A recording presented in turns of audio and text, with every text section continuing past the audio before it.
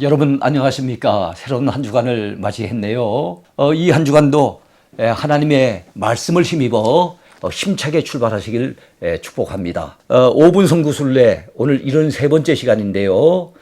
저는 여러분에게 레위기 25장 10절 말씀을 소개하며 신년의 은혜 이런 제목으로 함께 은혜를 나누려고 합니다. 너희는 50년째 해를 거룩하게 하여 그 땅에 있는 모든 주민을 위하여 자유를 공포하라.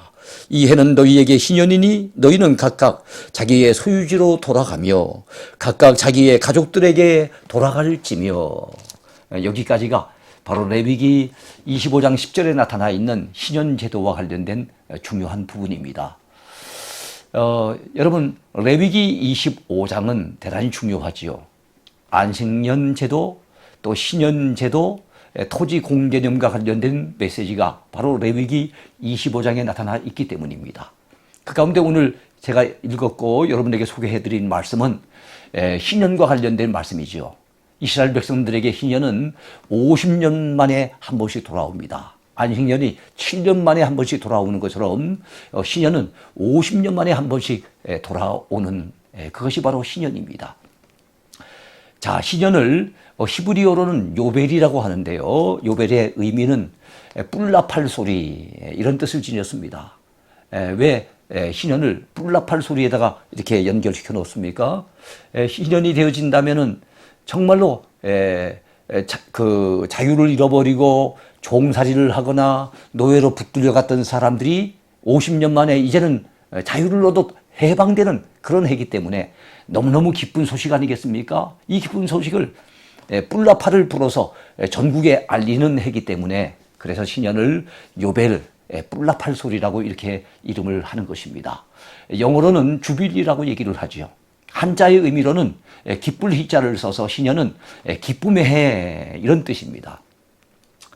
자, 그런데 이 신년에 있어서 가장 중요한 부분이 무엇입니까? 우리가 조금 전에 읽었던 말씀 가운데 보면은 그 땅에 있는 모든 주민을 위하여 자유를 공포하라 라고 말씀하고 있습니다. 자유라고 하는 것이 신년에 있어서 가장 중요한 부분입니다. 잃어버렸던 땅은 탕감을 받고, 그리고 포로나 아니면 종으로 노예로 끌려갔던 사람들은 자유를 얻는 해, 그것이 바로 신년입니다. 가난하고 너무 힘들게 찌들리게 살다 보면 하는 수 없이 조상으로부터 물려받은 이 기업의 땅을 팔게 됩니다. 가난해서 파는 거 아니겠습니까? 심지어는 땅만 파는 것이 아니라 자기의 몸을 팔아 그래서 종으로 팔려가거나 노예로 끌려가게 되는 경우도 있었습니다. 그런 가난한 사람들을 위해서 우리 하나님께서는 신년이라고 하는 제도를 정하셔서 50년이 차면은 반드시 팔았던 땅은 원주인에게로 돌아가게 해주셨고, 그리고 노예나 종으로 끌려갔던 사람들은 그리운 자기 고향집으로 돌아오도록 그렇게 하나님이 배려해 주신 그 제도, 그것이 바로 신년이라고 하는 굉장히 중요한 제도입니다. 우리 하나님은 얼마나 가난한 자들을 불쌍히 여기시며 긍휼히 여기시는 사랑의 하나님인 것을 우리가 이 신년 제도를 통해서도 알 수가 있습니다. 여러분, 이 신년 제도에 있어서 굉장히 중요한 단어, 그게 무엇입니까? 탕감이라고 하는 말과 자유라고 하는 말입니다. 가난해서 팔아넘겼던 이 토지는 탕감을 받게 됩니다. 그래서 빚을 다 탕감을 받고 원래 주인이 그 땅을 갖다 되찾을 수 있었습니다. 그뿐만 아니라 자유, 가난해서 노예로 종으로 팔려갔던 사람들은 자유를 얻게 돼서 자기 집으로 돌아가게 되어졌으니 얼마나 감사한 일입니까? 여러분 에스겔 선지자는 에스겔서 46장에서 신년을 자유의 해라고 그렇게 얘기했습니다.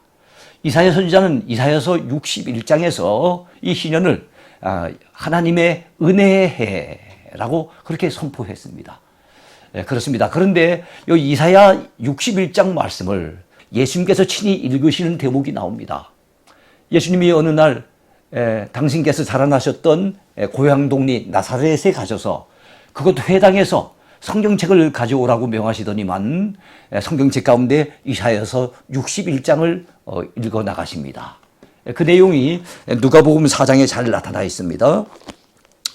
주의 성령이 내게 임하셨으니 이는 가난한 자에게 복음을 전하게 하시려고 내게 기름을 부으시고 나를 보내사 포로된 자에게 자유를, 눈먼 자에게 다시 보게 함을 전파하며 눌린 자를 자유롭게 하고 주의 은혜의 해를 전파하게 하려 하심이라.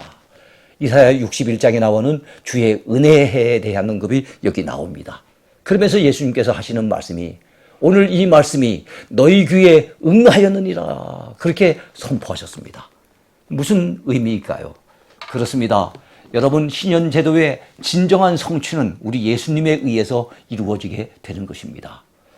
구약의 이 신현제도가 주로 적용되는 것은 가난하여 자기 토지를 팔거나 가난하여 종으로 팔려간 사람들을 위한 제도였다면, 이번에 이 신약시대 때 신현제도의 의미는 죄에 의해서 죄의 종살이를 하던 사람들에게 예수님께서 그들을 갖다가 죄로부터 자유함을 주시는, 그것을 선포하시는 메시지라는 것을 알 수가 있습니다. 그렇습니다. 신현제도의 진정한 완성은 우리 예수님에 의해서 이루어지게 됐습니다. 신현제도의 진정한 기쁨은 바로 자유를 얻는 기쁨인데, 우리는 예수님 때문에 죄로부터 해방되어 자유함을 얻게 되어졌으니 얼마나 놀라운 은혜입니까? 이런 은혜를 누리시면서 오늘도 기쁘게 살아가시는 하루가 되기를 축복합니다. 감사합니다.